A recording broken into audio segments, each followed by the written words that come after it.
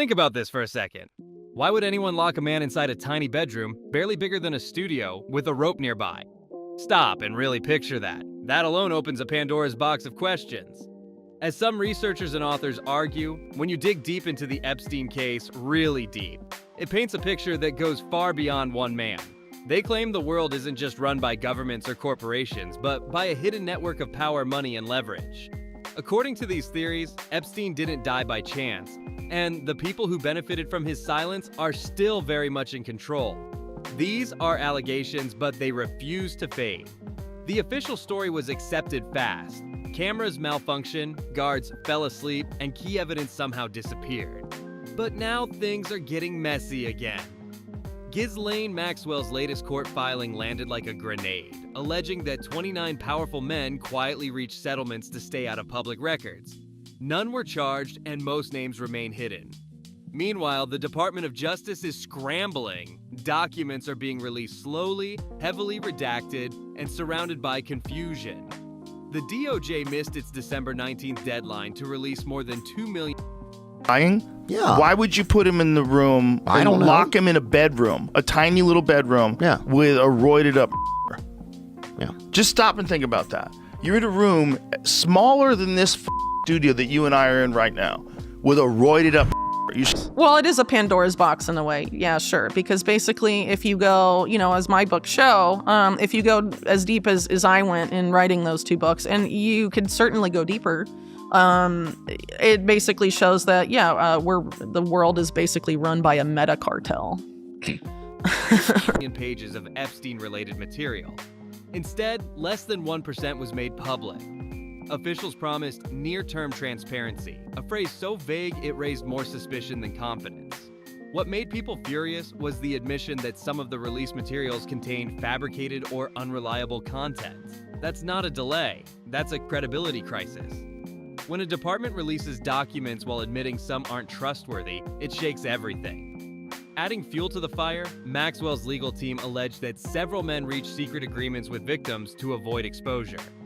These men were never indicted, their identities remain redacted, and investigators say many are still active in elite circles. Here's where things start bending reality. The DOJ claims redactions are meant to protect victims. Yet among the release files were materials later flagged as forged or misleading, including a disputed self-harm video and a questionable letter linking Epstein to another convicted abuser. Even the DOJ's own social media accounts had to warn the public not to treat everything as factual. That warning alone speaks volumes. If released documents can't be trusted, what does that say about the other 99.9% still locked away? People aren't asking for gossip, they're asking for consistency. Just hours ago, House Oversight Democrats released new photos recovered from Epstein's properties. We've seen dozens of new photos we haven't seen before of Epstein and Ghislaine Maxwell with very high-profile people, celebrities, people like Mick Jagger and Michael Jackson, like you showed, also like British royalty and actors. All of that we sort of knew was happening. I want to highlight specifically two for the public interest, and that is President Clinton and President. These images show Epstein and Maxwell alongside extremely high-profile figures, former presidents, billionaires, entertainers, and political insiders. Importantly, none of the photos show illegal activity or minors, but their existence confirms how deep Epstein's access really went. People already knew Epstein moved among elites. What's alarming is how little context the public is given about when, where, and why these interactions happened. The unanswered questions keep stacking up. Look at Leon Black. The former Apollo Global CEO paid Epstein $170 million, officially for tax and estate advice. That alone raised eyebrows, given Epstein's criminal history. Black later settled a lawsuit with the U.S. Virgin Islands for $62.5 million. Again, with no criminal charges filed. Money moved, problems disappeared. But then there's Black's sworn testimony. He admitted to traveling with Donald Trump to Russia in the 1990s and attending clubs together. His wording was careful, calculated, and restrained. That's not confusion. That's someone choosing words like, his future depends on it. Now, with Maxwell's filing reportedly including Black among the 29 unnamed individuals, the question isn't just what he paid for, it's what he's still protecting. And then there's Maxwell herself. She was transferred to a facility with minimal security, raising questions about who decides where someone convicted of serious crimes ends up. The Bureau of Prisons operates separately from prosecutors, courts, and investigators, leaving room for decisions that feel unexplained. Critics say the DOJ's handling of these files doesn't look like transparency. It looks like management. Not just redacting names, but controlling outcomes. Consider this. An FBI memo reportedly referenced 200 gigabytes of seized Epstein-related video and audio material that has never been released. Officials say it's too sensitive and involves victims. Others familiar with the case. This just broke moments ago. The Democrats on the House Oversight Committee have released photos from Jeffrey Epstein's estate. We're getting dribs and drabs of this, and we had some pictures already, and here's some. There are some that show Donald Trump, Bill Clinton, Steve Bannon, Bill Gates, and others. None of the released images depicts any misconduct. None is believed to depict underage girls. It was not immediately clear when or where they were. Claim it functions more like a ledger, records of leverage, connections, and power. That's the real fear here. Not just what Epstein did, but what he knew. And who is still paying to keep that knowledge buried? The real question isn't whether Epstein is gone. It's who's still protecting the operation he left behind. And what happens when the next wave of names finally drops. A record of who was where, with whom, and under what circumstances. That's not the kind of material you suppress to protect innocent people. That's the kind of information you bury to protect the powerful. And the DOJ's own polling proves the public isn't buying the official story anymore. 66% of Americans believe the government is The Bureau of Prisons gets to decide. The Bureau of Prisons is run independently from the FBI, from the U.S. Attorney's Office, from the judiciary, and who knows where the person's going to go. That's just how it happens. Right. So for Ghislaine Maxwell to have been transferred to actually a prison that has very, very minimal security and is just not fit for someone who's been convicted of horrible crimes against intentionally holding back information. That's not skepticism, that's a verdict. When trust collapses at that level, it's because people see the pattern. Then there's the issue of the 29 men named in Ghislaine Maxwell's filing. The DOJ's response has been predictable. More redactions, more delays, more vague promises of transparency that never arrive. But what's even louder is the silence from the men themselves. No public denials, no lawsuits, no outrage. Just a coordinated effort to keep names out of the headlines. That's not how people act when they believe the danger has passed. That's how people behave when they know the story isn't finished yet. And if the DOJ is redacting names while quietly admitting some released documents were unreliable, the conclusion is unavoidable. They're not just hiding the past, they're shaping the future. One of the most disturbing details is what's happening quietly in the background. Ghislaine Maxwell's prison conditions have reportedly improved. She's no longer in a high-security facility, but in a much lower-security environment, with rumors of expanded privileges circulating. That doesn't look like punishment, that looks like negotiation. If Maxwell is talking, the real question isn't just what she knows, it's what she's being offered to stay quiet. Meanwhile, the DOJ's next deadline is approaching, and insiders aren't betting on full disclosure.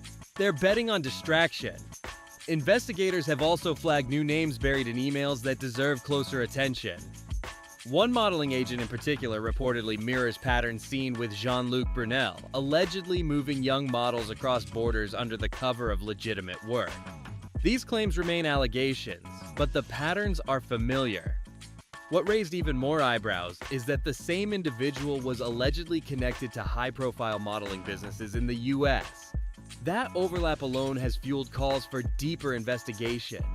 The files don't just document what happened, they map out who still has influence.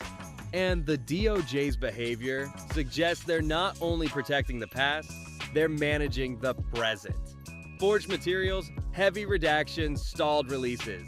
None of this looks like incompetence. It looks like a system protecting itself. And if another batch of files drops before the deadline, the real story won't be what's included. It'll be what's missing. The Epstein case was never just about one man's crimes. It was about the infrastructure that allowed those crimes to operate as a service for the elite.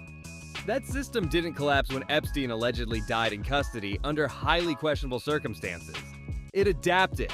The same tools, leverage. Again, there was new names in some of the emails that I think investigators need to look at. In particular, I jumped on the name of a modeling agent who, in a similar fashion to Jean-Luc Brunel, who brought underage girls from overseas to Jeffrey Epstein for abuse. There was another man.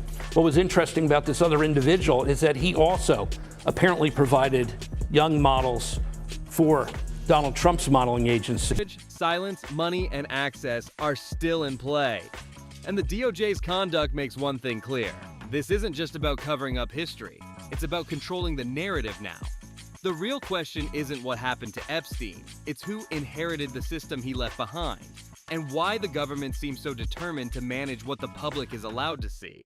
This wasn't a scandal. It was a signal. It wasn't hidden chaos. It was a system with rules, codes, and protection baked into it. Jeffrey Epstein wasn't an outlier in that world. He was a node, one piece of a much larger network that already existed long before his name became public. That's why the appearance of arms dealer Adnan Khashoggi in the same circles as Epstein and Jean-Luc. So basically what I argue in my book is that the network behind Epstein, and the reason why there's so many powerful people in this group, is because it's born out of this union that occurred during World War II between organized crime and the nascent U.S. intelligence apparatus, which of course there was a lot of British involvement with that when in the creation of, the CIA and the OS. Brunel isn't some random footnote, it's a clue. Khashoggi wasn't just a wealthy socialite. He was tied to the Iran-Contra affair, deeply connected to intelligence agencies, and known for operating in gray zones where legality and crime blur together. If someone like Khashoggi was connected to this world, then Epstein's operation likely wasn't about personal indulgence alone. It was about leverage. And where there's leverage, there's intelligence value. Politicians needing plausible deniability. Businessmen chasing access. Operatives collecting compromising material. That's not wild speculation. It's a business model that's existed for decades. Seen through that lens, the Department of Justice's behavior starts to make more sense. They're not just protecting individuals, they're protecting relationships, the structure, the pipeline. Those 200 gigabytes of seized video and audio recordings aren't just evidence of crimes. They're a map, a record of who was connected to whom, under what conditions, and with what implications. And the DOJ's ongoing fight to keep that material sealed suggests this isn't just about the past. It's about who still has access to that information today and how it's being used. The forged documents, the delayed releases, the heavy redactions. None of this looks accidental. It looks like damage control for a system that's still very much operational. Yes, the DOJ finally released hundreds of thousands of Epstein-related pages. Photos, flight logs, testimony, but nearly everything meaningful is redacted. Names gone, context missing, and the public is left with fragments instead of answers. Ghislaine Maxwell's improved prison conditions and rumors of expanded privileges don't suggest weakness in the system. They suggest management. She's not being rewarded for good behavior. She's being handled. And if she's naming names now... I think these things like Epstein, and there's probably a bunch of other similar operations that are being run, they provide you with like a really good time, or maybe you're a high profile, extremely wealthy individual, and it's hard for you to get hosed. And some guy tells you, hey, we've got everything covered, you come to my island, nothing, what happens on the island stays on the island. After years of silence, that tells us something has shifted. Either she's been given permission to speak, or she's applying pressure to people who thought the silence would last forever. Either way, it's no coincidence that DOJ redaction efforts intensified immediately after her filing. They're not just hiding history, they're negotiating the present. And here's the real distraction. It's not the files themselves, it's the cycle. Leak after leak. Every few weeks, another bombshell. The media jumps, social media explodes, and then nothing changes. The names are blurred. The details vanish, the conversation resets, and the public is sent chasing shadows instead of answers. That's not a mistake, it's strategy. As long as people are arguing over incomplete documents, they won't notice the larger operation still running quietly in the background. The latest leaks prove it. Redacted emails, anonymous tips. Headlines screaming revelation while delivering almost nothing, just enough noise to keep attention scattered. Meanwhile, the people who actually matter, the 29 men, the political figures, the intelligence-linked players, remain silent. No denials, no lawsuits, no outrage, because they don't need to respond. The leaks are doing the work for them, drowning the truth in static. And pay attention to the timing.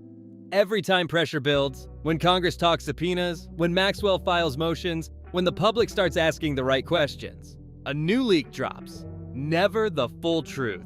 Never the names everyone's waiting for. Just enough to reset the clock. The files aren't being released, they're being weaponized. And the longer this goes on, the clearer it becomes. The leaks aren't the story.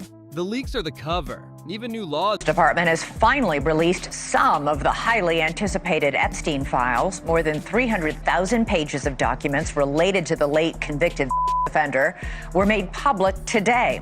They include photos, flight logs, grand jury testimony, and a lot of heavy redactions. Mandating release don't solve the problem. Everything is subject to redaction, and we all know what that means. Protection, control, narrative management. That's why no one paying attention expects satisfaction from what's released. The most disturbing implication of all is this. Epstein's operation wasn't a glitch in the system. It was a feature. The same people who used it are still powerful. The same networks that shielded it are still active. The DOJ's actions suggest they're not just covering up crimes. They're ensuring the infrastructure that enabled those crimes can continue to function. The files aren't just records of the past, they're ledgers of ongoing relationships. With another DOJ deadline approaching, nobody watching closely expects transparency. The real question is what distraction will come next? More redactions, more questionable documents, or will something finally slip that exposes the true scope of the operation? One thing is certain, the people connected to Epstein... We have a congressional act now to requiring the release, but they're going to say, you know subject what? To Tom redaction. Hanks, it's unfair that he was mentioned the because he law was eating says Skittles. Subject to redaction. Subject to redaction. And we all know what that means. That's to protect. That's why I'm saying you will never be satisfied with what's released. Epstein aren't waiting around. They're already protecting themselves. And if history is any guide, many of them will succeed. So we're left with the questions they don't want asked. How does someone pay $170 million to Epstein and walk away untouched? Why are the same names still untouchable years later? What's really on those 200 gigabytes of tapes? And if Epstein was just one piece of a larger system, who's running it now? Drop your thoughts in the comments. Because one thing is clear, the official story isn't just incomplete, it's designed that way. And the truth, like always, is still being negotiated in the shadows.